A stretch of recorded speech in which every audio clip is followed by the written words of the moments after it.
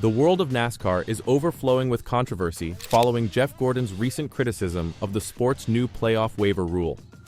Gordon, a four-time Cup Series winner and current vice chairman of Hendrick Motorsports, has strongly opposed the rule change, which many believe is a direct retaliation to Kyle Larson's ambitious effort at the double in 2024 and 2025. To properly comprehend the significance of Gordon's remarks and the situation at hand, we must investigate the events that led to this contentious rule change.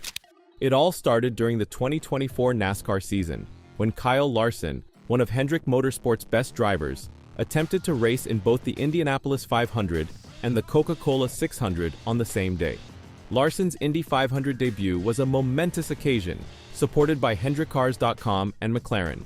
He drove the number 17 HendrickCars.com Aero McLaren Chevy, demonstrating his versatility as a driver and his team's confidence in his ability. Despite driving a solid race, Larson suffered a blow when he received a speeding penalty on pit road, dropping him to 18th place.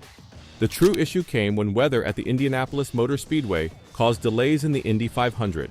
These delays had a domino effect, preventing Larson from being to Charlotte Motor Speedway in time for the start of the Coca-Cola 600. This unforeseen event left Larson in a difficult position, as NASCAR rules required drivers to compete in every regular season race in order to qualify for the playoffs. The event provoked significant controversy in the NASCAR community. Hendrick Motorsports finds itself in the position of requesting a playoff eligibility waiver for Larson. After a week of deliberation, NASCAR granted the waiver, allowing Larson to stay championship eligible. However, the ruling was not without controversy, and it appears to have triggered the rule changes that are now being criticized by Jeff Gordon.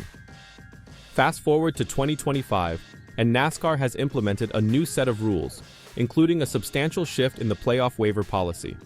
Under the new rules, if a driver skips a race for reasons other than medical or family difficulties, they will lose all playoff points earned to date and through the end of the regular season. This amendment is largely regarded as a direct response to the Larson incident, with many in the NASCAR world, including Jeff Gordon, calling it the Kyle Larson rule. Gordon's criticism of the new regulation stems from his personal experience with the emotional and professional toll that missing a race takes on a driver and their crew. In a recent SiriusXM NASCAR radio interview, Gordon did not hold back in voicing his thoughts. He said, "That's obviously the Kyle Larson rule," indicating a clear link between the rule change and last year's events. Gordon's unique perspective stems from his direct involvement in Larson's double-duty endeavor. He explained, "Last year, I was right there the entire time. I flew on the plane with Kyle from Indianapolis to Charlotte, and I don't believe they needed to take any additional procedures. What Gordon experienced during that flight seemed to have left an indelible mark on him." He described seeing the pain on Larson's face and felt the weight of disappointment as Larson struggled with failing his team. Gordon explained, "I saw the pain on Kyle Larson's face, and I could feel him failing his team. I spoke with Rick Hendrick, as well as the NASCAR officials Chad Knaus and Jeff Andrews. I heard it from fans and sponsors. For Gordon, the inner torment was punishment enough." He claims that the repercussions of skipping a race, the lost points, the missed opportunity to win, and the team's disappointment are already strong deterrents. Gordon stated, "There is nothing more difficult than making that decision and dealing with the consequences of not being in that car." Kyle did not receive those points despite having the ability to win the race since the car was excellent. Gordon's critique goes beyond the emotional impact. He underlines the practical ramifications of missing a race, such as the loss of points and the possible impact on the team's performance. The former champion's perspective stems from his significant experience as a driver and now as a team management. He adds that those who haven't held these positions may not completely understand the gravity of such decisions. "If you've never owned a team or driven a race car, then I understand why you feel like you need to take extra action. But if you ever have, you know that nothing is harder than to make that decision and deal with the consequences of not being in that car." The ramifications of Larson's 2024 scenario would be severe under the new laws. He would lose all of his playoff points and begin at the bottom of the standings, regardless of his performance earlier in the season. This conceivable conclusion highlights the huge stakes involved in NASCAR's rule modifications. Despite his significant displeasure with the new rule, Gordon respects NASCAR's authority. He told me, "But I understand NASCAR's decision and will go by that." However, Gordon's concerns go beyond the postseason waiver rule. He also questioned another new policy, the open exemption provisional. This rule allows for a 41st starting in select races, primarily to accommodate world-class drivers from other disciplines. While Gordon sees possible benefits to this rule, such as drawing Formula One stars like Lewis Hamilton to NASCAR events, he also has concerns. He questioned the eligibility standards, saying, "What determines who goes in and who doesn't? Does it just become a popularity contest?" These questions illustrate Gordon's concerns about NASCAR's rules, which allow for subjective decision-making. He highlighted the complexity involved, querying how NASCAR would assess the popularity of drivers from other racing disciplines. Gordon responded, "If it's an F1 driver versus a sports car driver or IndyCar driver, I'm pretty sure most people would say what's going to get more eyeballs." Furthermore, Gordon raised an intriguing question about how this rule may apply to NASCAR's own icons.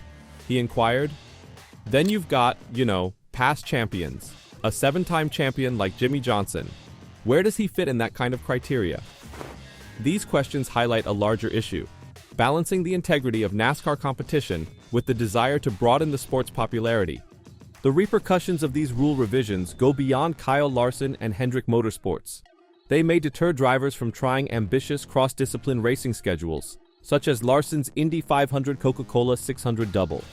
This begs the question of whether NASCAR's rules are restricting the same types of boundary-pushing initiatives that frequently catch fans' imaginations and draw attention to the sport.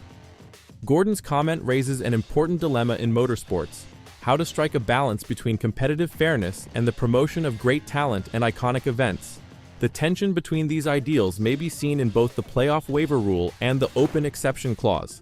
Kyle Larson's instant influence is evident.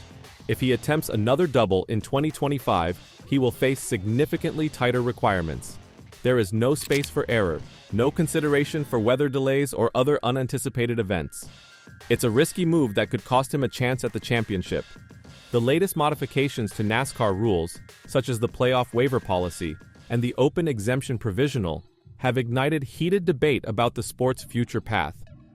While they try to handle specific conditions and ensure fair competition, critics such as Jeff Gordon contend that they may unintentionally limit the ambition and creativity that distinguish motorsports.